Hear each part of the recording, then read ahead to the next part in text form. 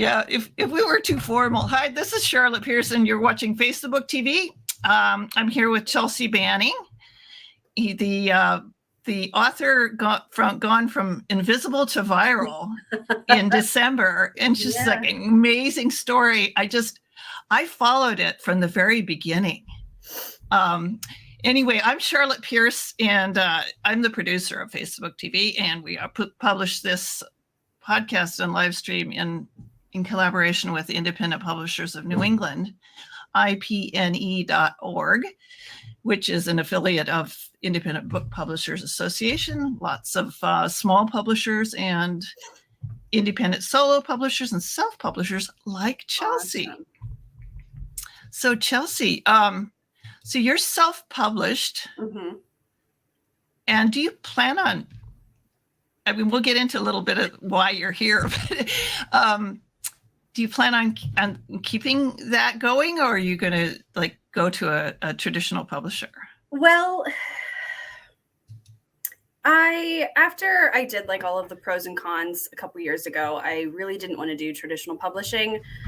However, with this blowing up the way it did and the multiple foreign presses reaching out to me for translations and foreign rights, and even readers wanting translations and stuff, I figured it would be best to maybe try to get this traditionally published, because I don't have the capacity to handle foreign rights or do translations or anything like that. I don't have the time or like the money for any of that. So I figured it would be best to try to get this to a trad pub house, because they have better everything. More international. Like it is in international markets, but some countries it's harder than others. Like I have a friend from Mexico, and she can't get the book because it's not available on Amazon Mexico. So it's Is it? Did you populate that out to Ingram? It's Ingram Spark. It's Ingram Spark. Yeah. So it's harder to get to international markets because you can't put it wide on Amazon.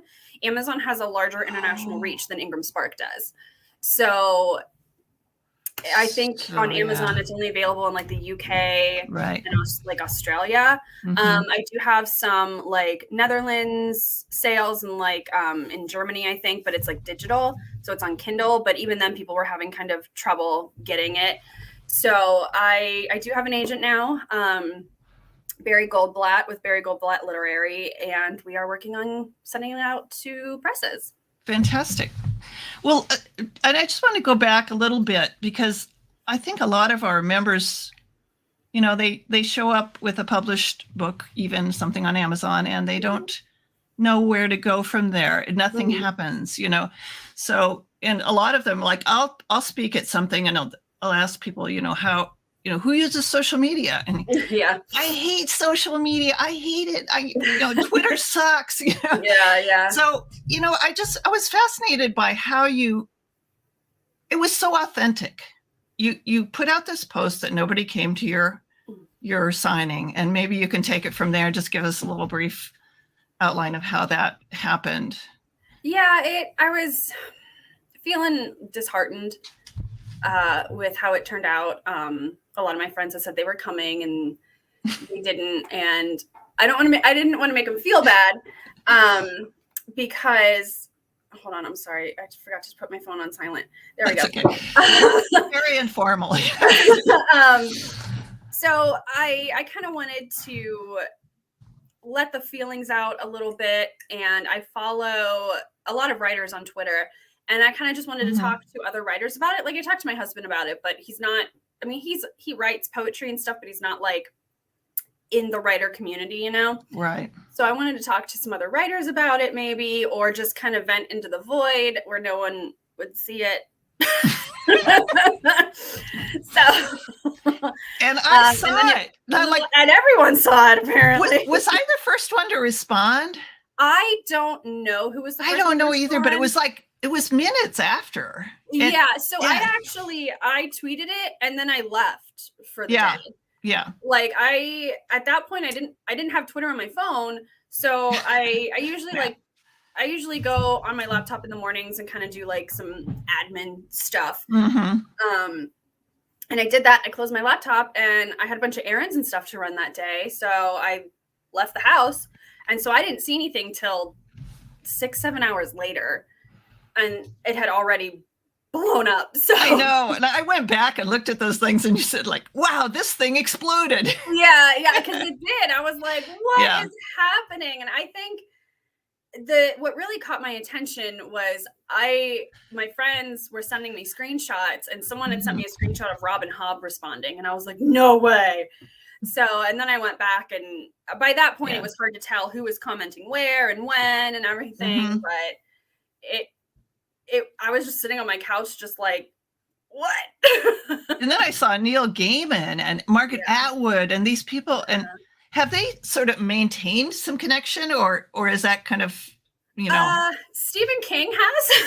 That's so cool. Like he follows me and every once in a while he'll like a tweet of mine. Oh, that's so exciting. Yeah, and I've actually started talking back and forth to Bridget Kemmerer and Joanne Harris, and they've been really, really helpful with some agent questions. Yeah. So they are super sweet. They are wonderful. So this just organically blew up, but you had some expertise and you had a belief, or you believed that you could leverage social media for your writing. Yeah. And this is your first book. We should tell people. Yes, it is my first book. I do have experience with social media. I ran my own business for about 7 or 8 years. I did princess parties.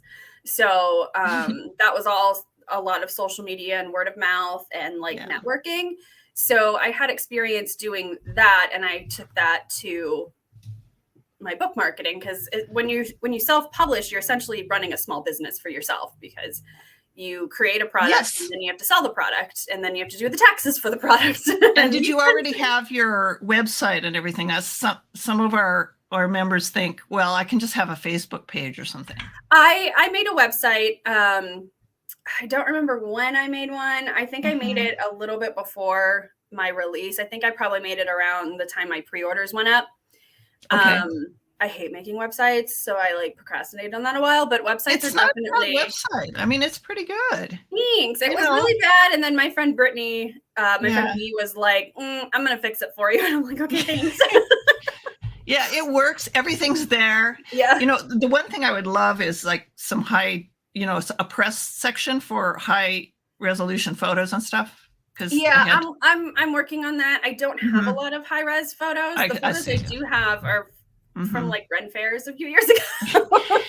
I don't have any formal headshots or anything. So I'm working on that. So. And do you plan on taking the book to events like these Renaissance fairs, which I assume is what you mean by Ren fairs? Yeah, and that's especially, so in October, I did,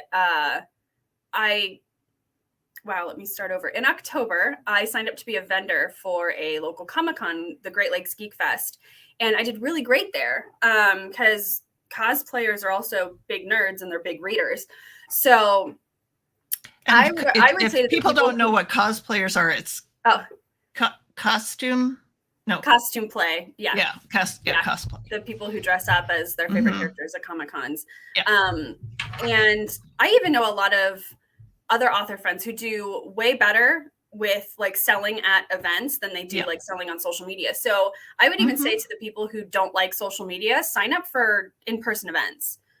You could really get sales there, especially if you have to be very personable though. You have to talk to everybody who passes and kind of you kind of have to make it about them a little bit and then you kind of reel them in. You know what I mean? Kind of have to So at the Boston Book Festival, the best booth was someone who was writing poems about you when you came up when you came up to the booth. It was lines down the street. Yeah. Well, yeah, because that's so unique and cool. Yeah. So every cosplayer who went by, I was like, oh my gosh, I love your costume. I'm like, this is so cool. Could I get a picture of you with my book? And they'd be like, yeah, even if you didn't buy it, you're networking and you're getting it out there. I got my friends, I have quite a few friends in the 501st Star Wars costuming group. they do like charity work. They're officially licensed by Lucasfilm. And so I was like, can you guys all read my book? So I have like Leia and Kylo Ren and like I love it. Yeah. like TIE fighters, you know, like reading my books. So like you just kind of got to put yourself out there. And don't. And are you finding it difficult to judge this? Like, you know, with social media, it seems like being regular or being consistent and always having something out there. You don't want weeks to go by without a posting or something.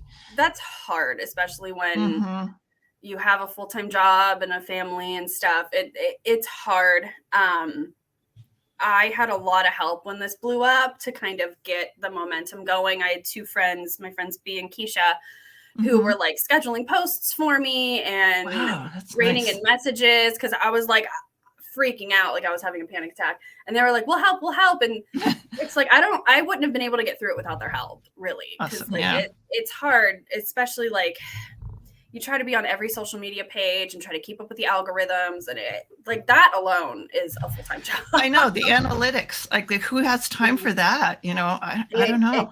It's hard. Well, it's why like there's more and more companies having just a social media person full-time, because it's hard to keep up on all of that. Yeah. Well, and then, so I just wanted to talk a little bit about your timeline, because I think people really need to know, like from start to finish, and then when you start writing it, and then do you have a plan? Do you know you're going to do 3 books? And when you start getting it out for reviews and things like that, did you know all that stuff in advance, or did you just study it, or? Yeah, so I did a lot of research.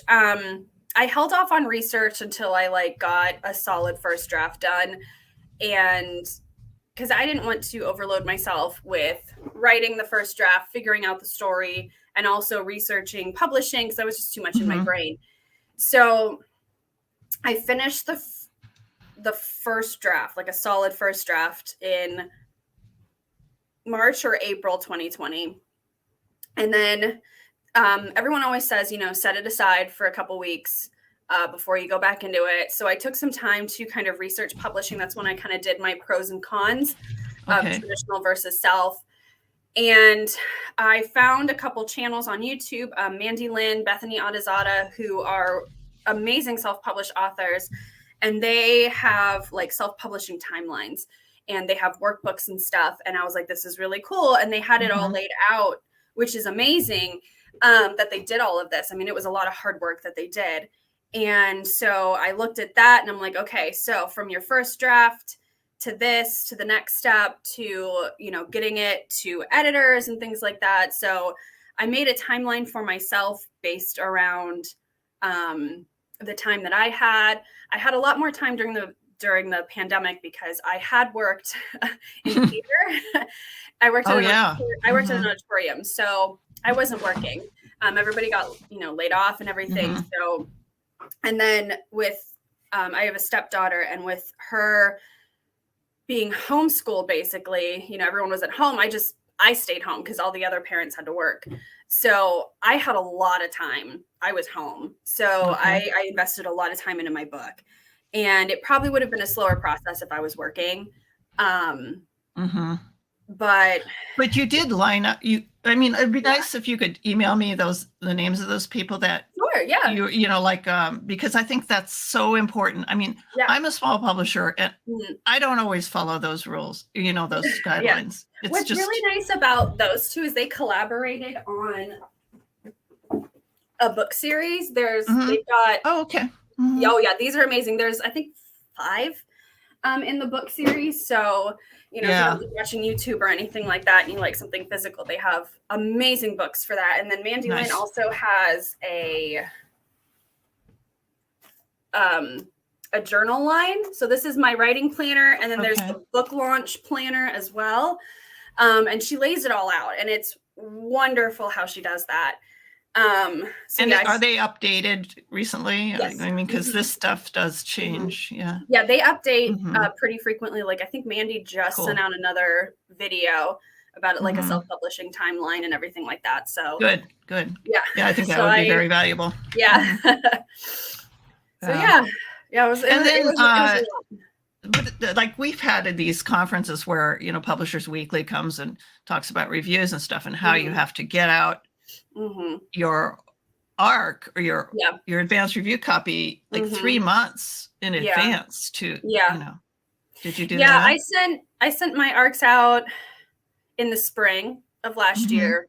I published late August, and I started getting everything out late spring, I'd want to say, and started to get some feedback and reviews and stuff. I sent it out to some friends first, and I asked them to kind of spread the word to try to get more people for ARCs and stuff. So I ended up getting, I think, maybe like a solid 10 or 12 reviews on Goodreads. So, and your actual pub date was that, did you worry about that, or did you? So I made a bit of a mistake. I have too. So it was, I don't remember the original pub date, but I ended up doing it a week early, and I decided that last minute, and I messed up the pre-orders on Amazon. Oh, so don't do that.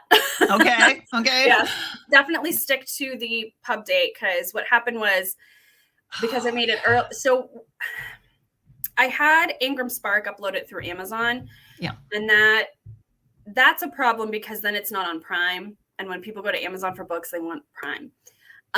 So all of my Amazon pre-orders were now saying, oh, it's not going to be available till October. And I'm like, no. So I had to go back, upload it through Amazon. Everyone had to cancel their Amazon pre-orders, go to Barnes & Noble to pre-order it or something. And it was a mess. Yeah. So that is an update. Yeah, that is a great lesson. And yeah, it was a lot of trial and error. So the next one, I mean, this is going to be a trilogy, right? Yes. Yeah. 3 books. And I mean, it's not a genre that I have traditionally read, but I started reading it. I have to admit, I didn't finish it before our interview, but I will. But it's like, it just pulls you in. It's so good. I think I appreciate that. I mean, that's the thing about it. You can go viral, but if it's not good, it doesn't, maintain the momentum. Yeah. But so all this happened, and exciting, and then the furor sort of died down. But you went. What was your process in finding an agent? Did you have? So I had a few reach out. quite a few reach out, and my old writing professor from YSU is actually an award-winning author, Christopher Barzak, and I had been texting him, because I'm like, what do I do? I was like, I don't know any of these people. Like, I didn't know any of the literary agencies they came from, because when I had figured out to do self-publishing, I didn't look into traditional publishing. So like, I didn't look into how to query or anything like that. Cause I'm like, well, if I'm going to do self-publishing, I'm not going to do that research. And so he offered to contact his agent, and that's how we got in touch. And I learned that his agent was already reading my book and loved it. So that was really cool. And so we just kind of, so it all kind of merged in with that same energy. Yeah, I was very lucky, very lucky. So. Yeah, we had a conference. We'd love to have you speak at our next conference. It's in November. It's all online, because we're a large regional organization, so 6 states, and it's just you can't have people come from Burlington, Vermont, come to Connecticut. But yeah, we had these 2 agents, Susan Nystoriak and Catherine Sands. And God, she'd kill me if I forgot. Because we're going to do a series with Catherine on the critique bar, so that we're going to have authors bring their works, and they'll critique them from an agent's point of view. I like that. Yeah, that's good. So anyway, but we had you could do like your elevator speech for the agent, and then they would give a little feedback. It was so popular. Yeah. Well, because it's nice to have an actual person give you feedback before you send it out. So yeah, and they're very good about they don't say this is this sucks or something. You might want to be a little more compelling with your dialogue or something. So anyway, well, I won't keep you forever, but what do you think is I'd like to have you come back and just kind of update us.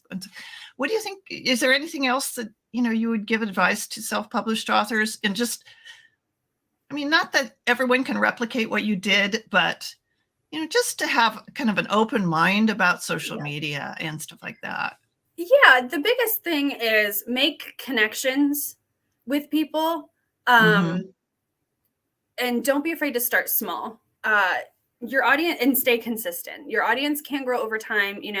Sometimes people get lucky. Hello.